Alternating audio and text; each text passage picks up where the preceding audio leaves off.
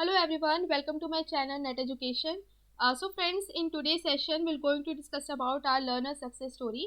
और इनका जो नाम है ये तरुण है और इन्होंने अपने सबसे हाईएस्ट स्कोर इन्होंने किया है। 300 में से 242 इन्होंने स्कोर किया है। तो आज हम इनकी सक्सेस स्टोरी जानेंगे कि इसके पीछे इसका क्या रीज़न था, कैसे इन्होंने प्रिपेयर किया और इन्होंने इतने अच्छे मार्क्स को कैसे गेन किया।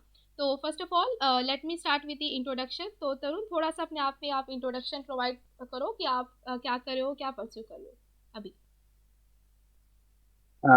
Hello everyone. I am Tarun Kuwad and currently I am living in Gandhinagar city, Gujarat. Currently I am a research scholar in the Indian Institute of Teacher Education, State University है गुजरात में, गांधीनगर में अभी situated है अभी.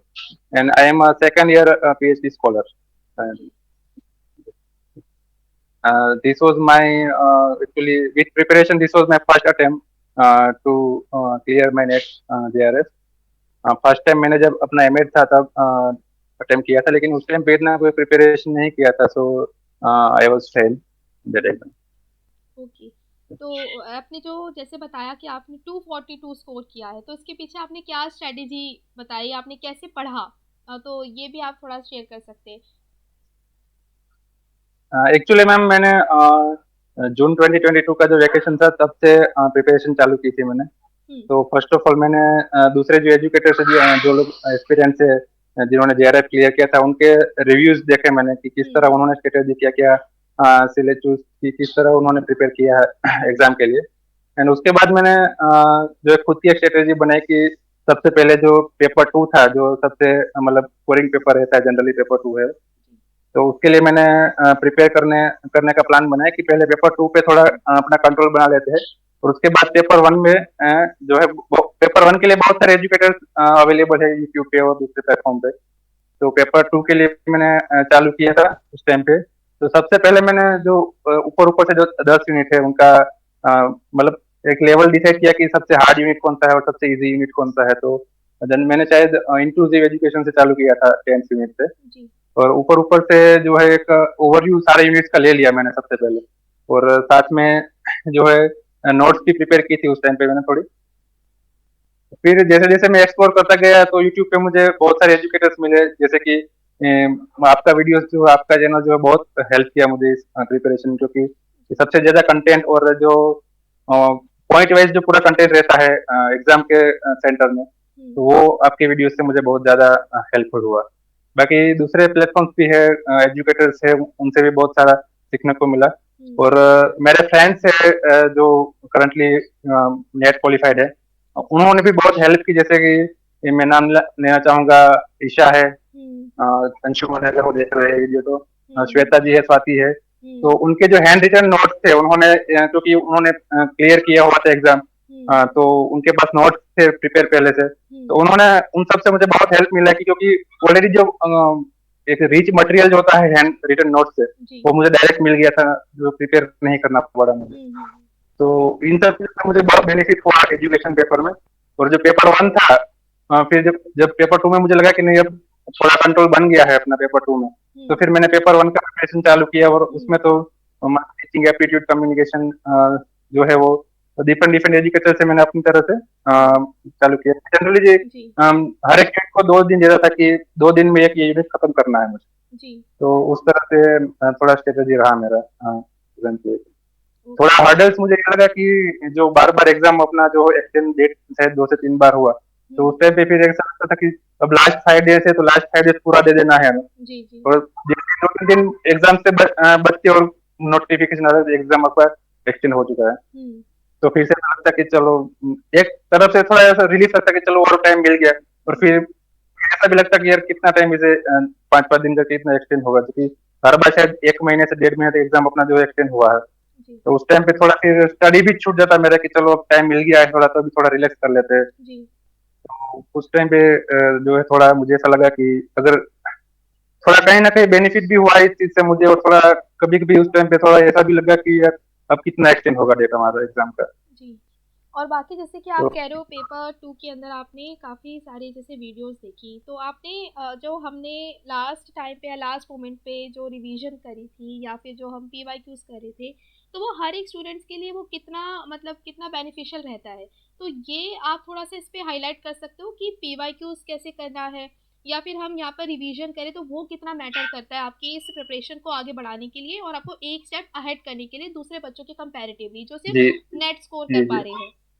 जी बिल्कुल, PYQs है और जो मॉक टेस्ट है वो बहुत ही इंपॉर्टेंट रोल प्ले करता है मैम जी प्रिपरेशन में, क्योंकि जितना आप प्रैक्टिस करेंगे, जितना आप पीवाईक्यूज करेंगे, उससे आपको आइडिया आएगा कि किस लेवल का जो क्वेश्चन है लेवल के वो एग्जाम में पूछे जाते हैं। जी और आपके जितने भी रिवीजन सेशंस है उसको मैं मान लीजिए फास्ट फॉरवर्ड करके सारे सेशंस मैंने एक से दो बार देख लिए है पूरे। जो जी लास्ट में आपने जो रिवीजन सेशन डाले थे सारे यूनिट के पार्ट या पार्ट बी पार्ट सी करके, और फिर लास्ट में शायद मुझे लगता है 2 से 3 महीने पहले आपका ऐप भी लॉन्च हो गया था। जी तो ऐप में भी जो मॉक टेस्ट है, सेक्शन मॉक टेस्ट है, मतलब यूनिट वाइज है, फिर पूरे पेपर के है, पेपर वन के है, पेपर टू के। तो हम्म उससे बहुत हेल्प मिला, क्योंकि जब प्रैक्टिस करते हैं तो हमें पता चलता है कि किस लेवल पे हमें मेहनत करनी पड़ेगी। जी तो कुछ नहीं करेंगे लेकिन प्रैक्टिस करेंगे तो भी कम से कम नेट तो आपका निकल ही जाएगा, क्योंकि मॉक टेस्ट से प्रैक्टिस करेंगे तो ज्यादा एक्सपीरियंस भी मिलेगा आपको, और आपको अपना लेवल भी पता चल पाएगा उससे। हम्म।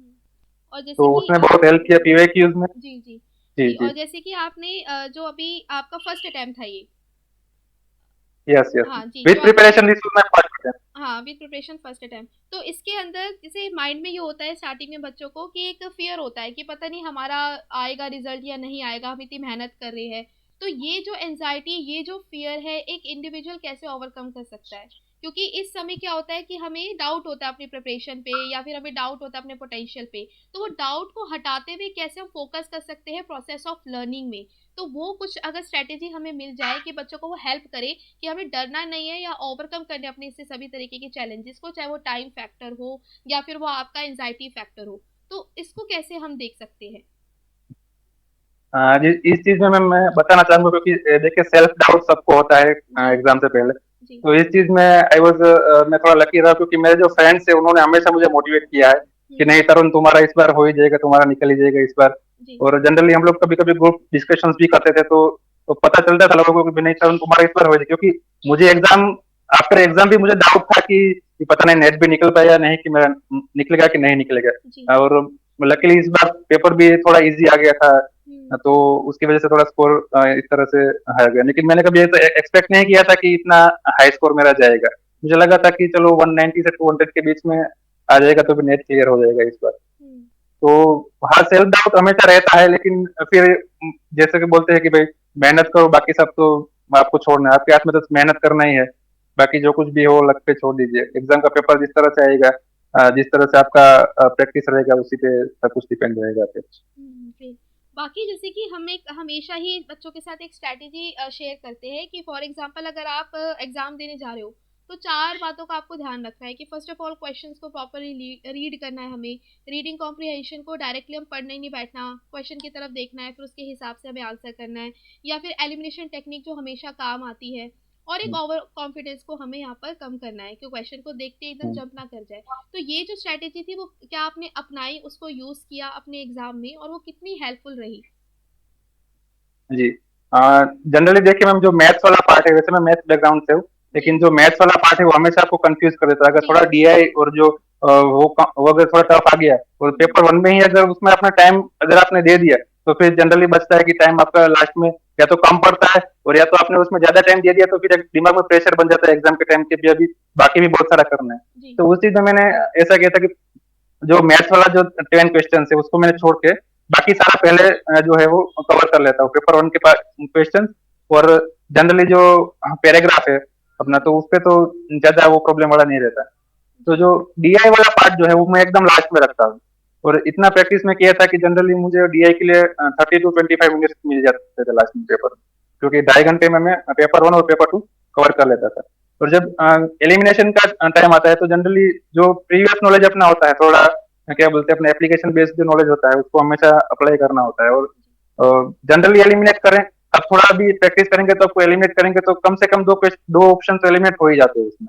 फिर दो ही ऑप्शन में कंफ्यूजन रहता है कि इसमें से कौन सा आपको सिलेक्ट करना है। हम्म तो बस वो सब प्रैक्टिस पे डिपेंड करता है मैम, कि कितना आप प्रैक्टिस करते हो, और उसी ऊपर से आपका जो स्किल है वो डेवलप हो जाता है, एलिमिनेशन का है या फिर आपको अंदर से ऐसा एक इंसाइट रहता है कि भाई नहीं ये ऑप्शन अब आएगा, जिस जो क्वेश्चन आपके लिए एकदम नया है, जो आपने कहीं पढ़ा ही नहीं है, तो उस क्वेश्चन में आपको फिर उसी के ऊपर बेस रहना पड़ेगा कि एलिमिनेट करो, और एक आपका जो सेल्फ इंस्टिंक्ट है कि भाई नहीं ये ऑप्शन आ सकता है, तो उसी के ऊपर बेस रह के आपको उसमें सिलेक्ट करना पड़ेगा। और जनरली डीआई जो है वो आप अगर लास्ट में ही रखेंगे तो वही आपके लिए बेनिफिशियल है, अगर आपको बहुत कॉन्फिडेंस नहीं है कि हम्म। भाई डीआई में मेरा कितना परफॉर्मेंस रहेगा। हाँ, क्योंकि कभी कभी ऐसे भी सिचुएशन आ जाती है कि एकदम एग्जाम की स्क्रीन पे बैठती है, फर्स्ट क्वेश्चन डीआई आ जाए, हाँ तो वहीं से हाँ बच्चों को हाँ भी एनजाइटी हो जाती है कि अब मैथ्स आ गया, अब उसको कैसे सॉल्व करना है, तो उसको भी हम देख हाँ सकते हैं कि कैसे हमें करना है। बाकी एक ये भी है, क्योंकि हमारा जो एग्जाम है इसमें कोई गैप नहीं होता, मतलब paper one and paper two साथ साथ चलता है, और हमारे पास हम्म 3 घंटे होते हैं, जिसके लिए यहाँ पे अगर देखा जाए तो अकॉर्डिंग टू रूल ये कहा गया है कि 1 घंटा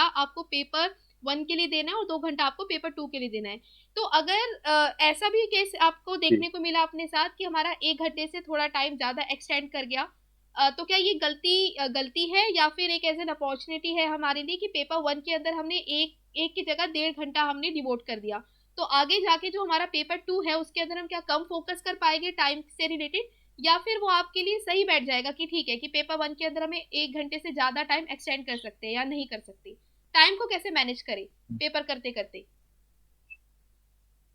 जनरली देखिए मैम, पेपर टू जो रहता है उस पे अगर आपका थोड़ा कमांड है तो उसमें आपका टाइम बचेगा ही बचेगा, क्योंकि जी। ये उसमें पूरा जो है आपका थियोरेटिकल और नॉलेज बेस्ड क्वेश्चन आपको सिर्फ देखना है और सीधे एमसीक्यू टिक करना है। उसमें हम्म। ज्यादा कोई कैलकुलेशन नहीं करना है और ज्यादा इतना दिमाग में नहीं लगाना है, अगर वो ज्यादा एप्लीकेशन बेस्ड क्वेश्चन नहीं पूछा है आपको। जी। तो पेपर टू में जो टाइम बचता है, लेकिन पेपर वन में जनरली क्या होता है कि पेपर वन में 1 घंटे से एक्सेस टाइम कर जाता है आपका।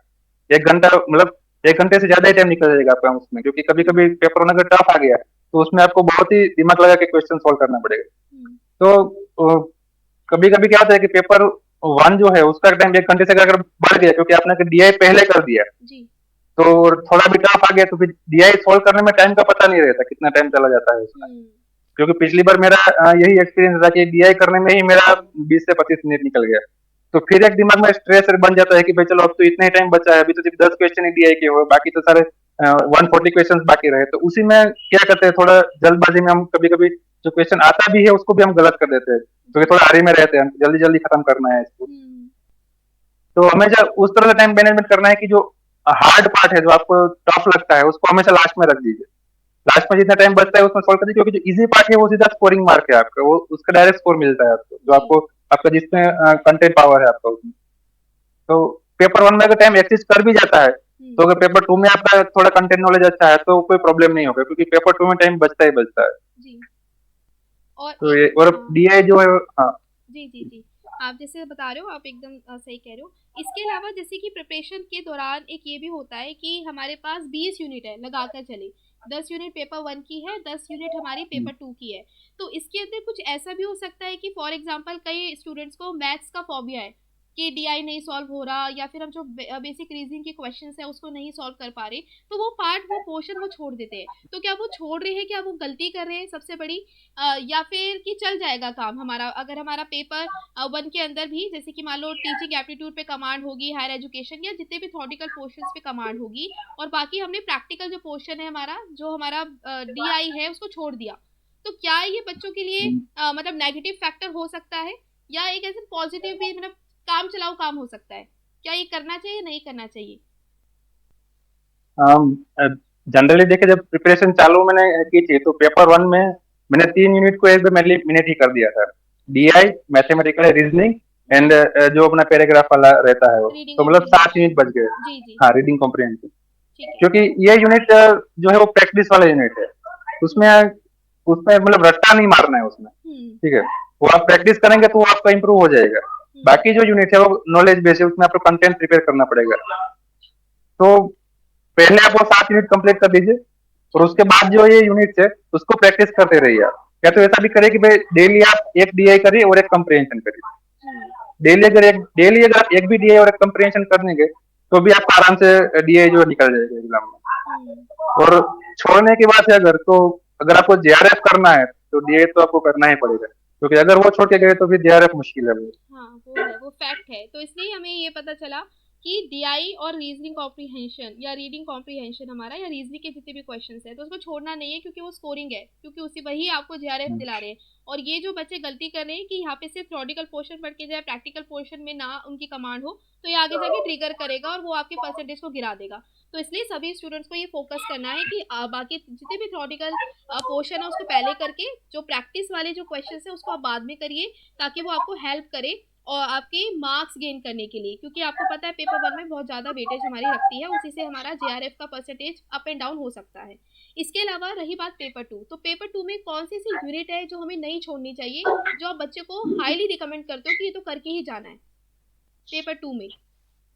जी जी, पेपर टू में इंक्लूसिव एजुकेशन कर दीजिए, क्योंकि एकदम वो फैक्ट बेस्ड है, उसमें कुछ चेंज नहीं हो सकता। जो जो भी उसमें सारे हम आर्टिकल्स दिए हैं, जो भी जितने भी टाइप्स है उसमें उसके डिसेबिलिटीज के, जी। तो इंक्लूसिव एजुकेशन का आप स्टार्ट भी उससे करेंगे तो भी आपके लिए बहुत इजी रहेगा, क्योंकि वो एकदम इजी यूनिट है इंक्लूसिव। हम्म। उसके बाद आप जो सेकेंड यूनिट है अपना पॉलिसीज वाला, उसको कर लीजिए, जी। जितने भी रिकमेंडेशन है पॉलिसीज है।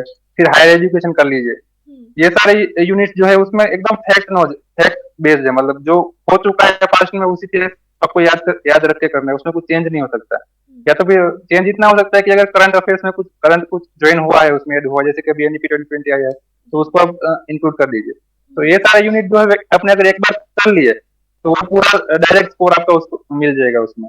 फिर करिकुलम जो है, करिकुलम का और लर्नर और लर्निंग वाला है, वो यूनिट सबसे ज्यादा स्कोरिंग है, क्योंकि सबसे ज्यादा क्वेश्चन उसके पूछे जाते हैं उसमें। और जो लर्नर वाला है, वो साइकोलॉजी का मतलब जितने भी वो है, तो अगर आपका थोड़ा भी उसमें इंटरेस्ट है साइकोलॉजी में, हम्म। तो वो आपके लिए बहुत इजी रहेगा, क्योंकि सारी थियरीज जो है वो उसी यूनिट में इंक्लूड है। और यूनिट भी थोड़ा लंबा है, तो मान लीजिए आपको 4 से 5 दिन देके उसको टाइम देके उसको करना पड़ेगा। हम्म। बाकी एक ये भी हमारा डाउट है कि जैसे मान लो आपने इतना प्रैक्टिस करा, इतना आपने यहाँ पे टाइम डिवोट करा, तो इसमें ये होता है ना कि कभी हम ये भी गलती करते हैं कि एक यूनिट को छोड़ देते हैं। फॉर एग्जांपल अगर रिसर्च की बात करें तो रिसर्च हमारे लिए बहुत ही बेनिफिशियल है, क्योंकि वो पेपर वन में भी आ रही है और पेपर टू में भी आ रही है। तो रिसर्च के ऊपर फोकस कैसे करें? मतलब क्योंकि बच्चे यहाँ पे स्टैट्स के पोर्शन को देखते हैं, उसको छोड़ देते हैं कि ये हमसे नहीं हो पाएगा। तो ये गलती ना करें, तो आप कुछ ऐसे सजेशन दे सकते हैं कि रिसर्च के ऊपर फोकस करना ही करना है? और जैसे हम यहाँ पे रिवीजन करते थे रिसर्च की, तो वो कितना आपके लिए हेल्पफुल रहा, जो हमने रिवीजन करी रिसर्च की, जो स्टैटिस्टिक्स पोर्शन में देखा, एक क्या वो फोबिया हमारा कम हुआ उस स्टैट से रिलेटेड क्या नहीं?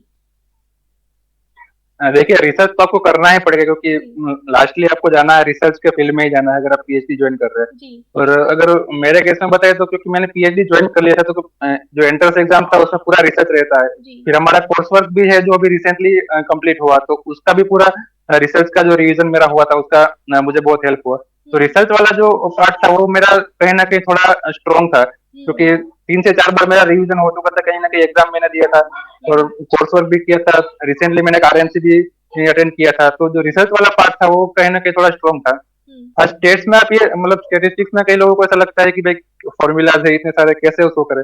तो जो जो कुछ बेसिक फॉर्मूला है उसको आप याद रख लीजिए, क्योंकि जनरली वही एग्जाम में पूछा जाता है, जैसे कि टी टेस्ट वाला जो फॉर्मूला है, एफ टेस्ट जी। के फॉर्मूला है, जैसे कोरिलेशन वाले फॉर्मूला है, तो हम्म। उसको आप याद कर लीजिए, थोड़ा बहुत प्रैक्टिस कर लीजिए। हम्म। तो क्योंकि मान लीजिए कहीं ना 2 से 3 क्वेश्चन ही फॉर्मूला के ऊपर से पूछते हैं, जी। बाकी जनरली जो सैम्पलिंग टेक्निक से अपना हाइपोथेसिस टेस्टिंग है उसी के ऊपर क्वेश्चन पूछे जाते हैं। हम्म। तो रिसर्च तो करना ही पड़ेगा, आप कुछ भी कर लीजिए। जी।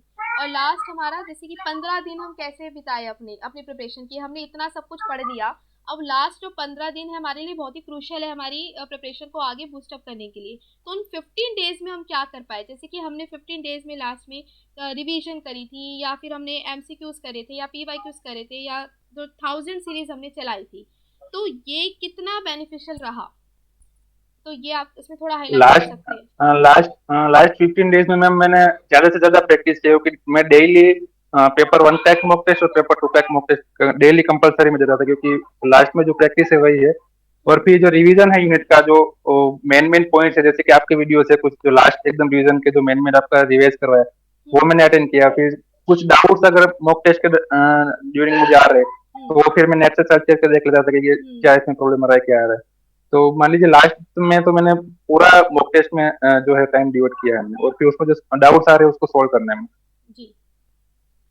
और आपके जो एप्लीकेशन में जो जितने भी मॉक टेस्ट है वो मैंने सारे कंप्लीट कर दिए थे उस टाइम पे। ओके, तो उससे आपको फायदा हुआ मॉक टेस्ट करने से या पीवाईक्यूज करने से? बिल्कुल बिल्कुल, बहुत बहुत फायदा हुआ। मैंने यूनिट वाइज भी मॉक टेस्ट दिए हैं आपकी ऐप पे, और जो पूरे पेपर वन और पेपर टू के जो मॉक टेस्ट है वो भी दिए हैं मैंने सर, हम्म। क्योंकि वो पूरे आपने प्रीवियस ईयर क्वेश्चन ही उसमें डाले हुए हैं, तो हम्म। बहुत सारा मुझे बेनिफिट हुआ है उससे। ये अच्छी बात है, क्योंकि हमें एक जो फियर होता है, जो फोबिया होता है एग्जाम में जाने से पहले, वो कम हो जाता है अगर हम प्रैक्टिस अच्छी करें और हाँ, प्रैक्टिस अपनी बरकरार रखें। ओके, और एक लास्ट। हैबिट आपका, 15 डेज आप मॉक टेस्ट देगा, जब हैबिट बन जाता है कि भाई उठ के मॉक टेस्ट देना है, तो हम्म। एग्जाम के टाइम पे आपको इतना ज्यादा वो नहीं लगता कि चलो, एक एंजाइटी रहता है एग्जाम सेंटर पे जाने के बाद, लेकिन जी। जैसे ही एग्जाम चालू हो जाता है हम्म। फिर वही आप उसी जोन में आ जाते हो जैसे आप मॉक टेस्ट दे रहे हो। जी जी। तो इस बार मैं बताऊं मैम, तो मुझे मॉक टेस्ट से इजी तो पेपर बहुत पेपर इजी लगा, जैसे जो मैं दे रहा था पेपर, मतलब जी। एग्जाम अटेम्प्ट कर रहा था, तो हाँ। कि इससे तो हार्ड मेरा मॉक टेस्ट मैंने दिया है। हाँ, ये भी है, क्योंकि क्वेश्चन उस हिसाब से फ्रेम करे गए थे कि आपको हार्ड ही हाँ लेवल करवाया हाँ जाए। हाँ। क्योंकि अगर वही कि स्टार्टिंग में अगर कोई मॉक टेस्ट अगर कोई बना भी रहा है, इजी क्वेश्चन डाल दे, तो बच्चे को ओवर कॉन्फिडेंस भी आ जाता है। अगर क्वेश्चन ऐसे दो कि उसको मॉडरेट सिचुएशन में रखो, कि ना ज्यादा हाई ना ज्यादा लो, हम्म। तो ये भी हमारे लिए काम कर रही स्ट्रेटेजी। ओके। मॉक टेस्ट में कभी 70 से अब मेरा स्कोर नहीं हुआ मैडम, 70 क्वेश्चन से अब मेरा नहीं हुआ कभी मॉक टेस्ट में, लेकिन फाइनल में 79 हो गया मेरा। हाँ, ये बहुत अच्छी तो यही बात है। बेनिफिट रहता है फिर। जी जी। और लास्ट, अगर आप कोई कंक्लूडिंग रिमार्क देना चाहे कि ओवरऑल एक्सपीरियंस कैसा रहा, और आगे आप कैसे मोटिवेट करना चाहोगे सभी जेआरएफ एस्पिरेंट्स को कि वो कैसे अपना प्रिपरेशन करें, और क्या क्या ऐसे इनपुट्स है जो आप उसमें ऐड करना चाहोगे उनकी प्रिपरेशन के अंदर? हाँ, देखिए, जब मैंने स्टार्ट किया था तो मेरे लिए भी एक बहुत पहाड़ जैसा लग रहा था, नेट नेट भी जेआरएफ का तो मैं सोच भी नहीं रहा था, नेट ही। लेकिन हम्म। जैसे जैसे टाइम पास हो, जैसे जैसे मैंने प्रिपरेशन अपना चालू किया, और मुझे एक क्लियर था कि देखो, अगर नेट जेआरएफ नहीं हो तो आगे कुछ नहीं है, क्योंकि मैं रेगुलर पीएचडी कर रहा हूँ और इनकम का कोई सोर्स नहीं है। जी। तो जेआरएफ करना तो मतलब कंपलसरी था मेरे लिए। हम्म। तो वो एक फैक्ट जो है वो कहीं ना कहीं हमेशा मुझे ट्रिगर करता रहा।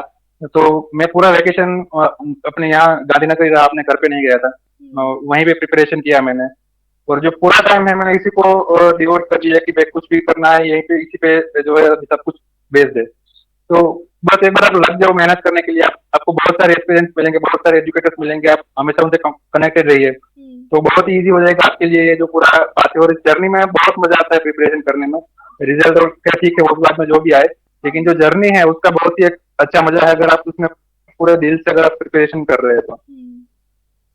तो बस यही मैं चाहता हूँ कि कोई इतना बड़ी बात नहीं, क्योंकि मैंने अगर 3 महीने 4 महीने में पूरा जेआरएफ कर दिया है, तो मान लीजिए बहुत सारे लोग तो कई टाइम से प्रिपरेशन कर रहे हैं, जी। तो इतना कोई हार्ड नहीं है ये। प्रैक्टिस कीजिए, प्रिपरेशन कीजिए, और टाइम उसमें डिवोट कर दीजिए, बहुत ही ईजी है ये। ओके, ऑल तो the best for the exams. Thank you so much Tarun for sharing your success story with all of us. So congratulations again for your result. ऐसे आगे बढ़ते रहो, और अपना जो भी आपका जो मोटिव है या जो आपके यहाँ पे टारगेट्स बनाए, वो सारी चीज़ें आप अचीव करते जाओ। So congratulations once again. So thank you so much for joining thank you session. Very much. Thank you so much for motivating all of us. Thank you so much for joining.